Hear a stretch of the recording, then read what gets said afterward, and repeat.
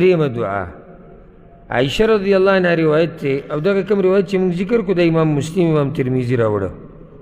داگین بعد دی دریم دعا کی دا عائشہ رضی اللہ عنہ روایت تے دا امام بخاری امام مسلم راوڑا دے وی کان رسول اللہ صلی اللہ علیہ وسلم اذا اشتکا منا انسان مسحه بیمینه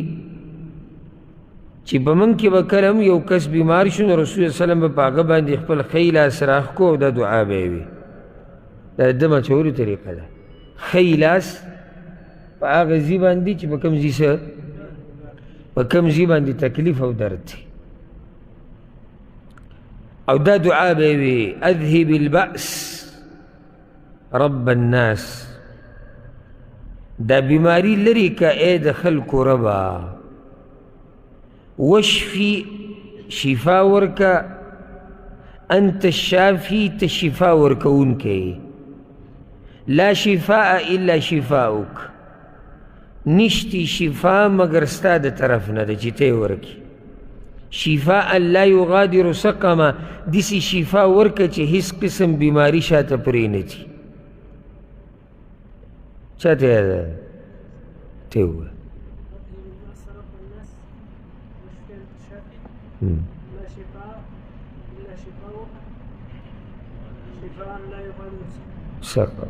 ڈاڑے دیویلے بے بیڑی رمضہ کڑا تا اب کسم بریکو نے ہوا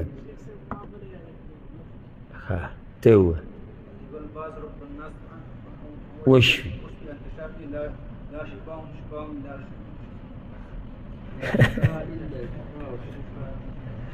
دب که دیر بریکو نے واقع تا دیر تیشوی بکی لا شفاء الا شفاؤک شفاء لا يغادر سقما سو بیریو میں یادش اذهب البأس رب الناس واشفي انت الشافي لا شفاء الا شفاؤك شفاء لا يغادر سقما اسان اولا دا کم دمونه ممونه چی دی پخانو تا یاد دی آگا اگڑ وڑ تاکین دا دیر اسان دی چاہتا یاد دی ادم نیم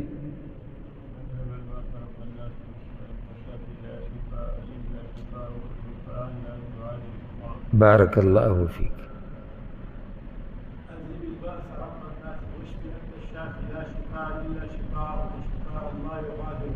بارك الله فيك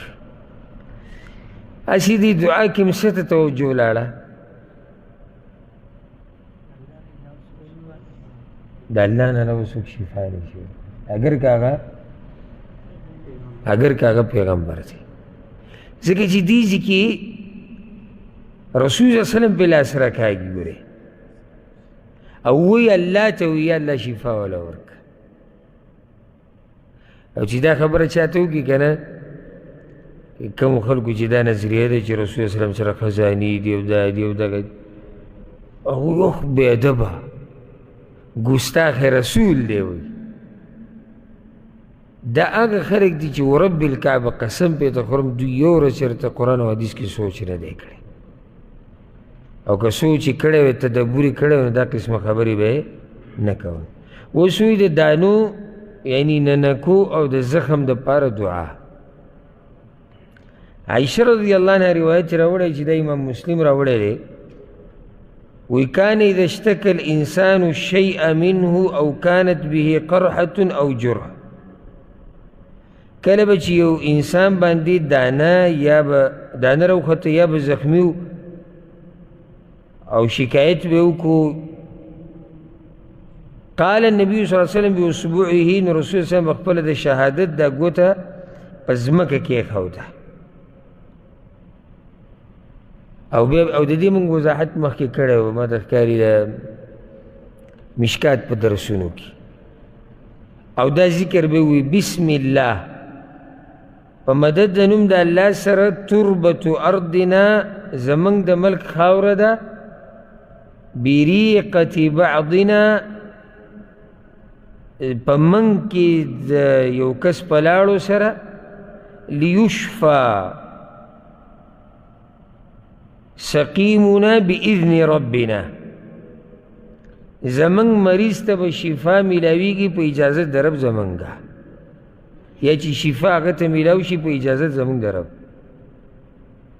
طریقه دی دا ده چې ګوته وه معمولي لمده کې په لاړو سره بیا به ځمکه کېږي دې سره چې کومه خاوره راوچته شي هغه به ده په دې بدن دا ګوته ایسې کېږي او دا ذکر به ورسره ووایي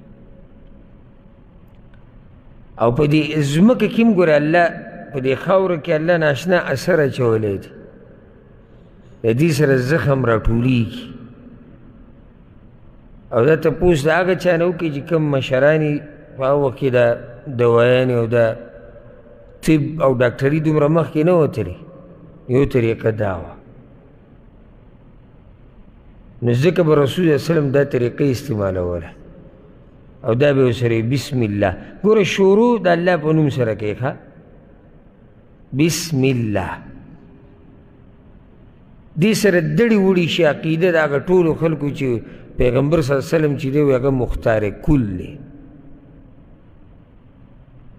چې د پیغمبر صلی الله علیه وسلم سره ټول اختیارات دي نو دلته هغه بسم الله بیا ویلی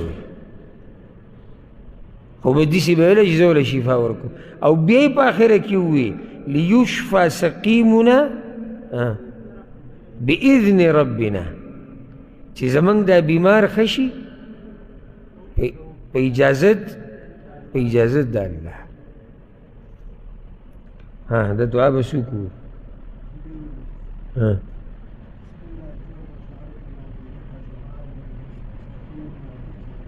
بارک الله فیک بل څوک به کتاب نه ووایه هېڅ خبره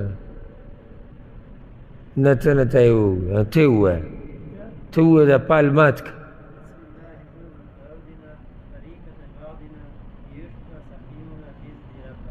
بإذن ربنا بل څوک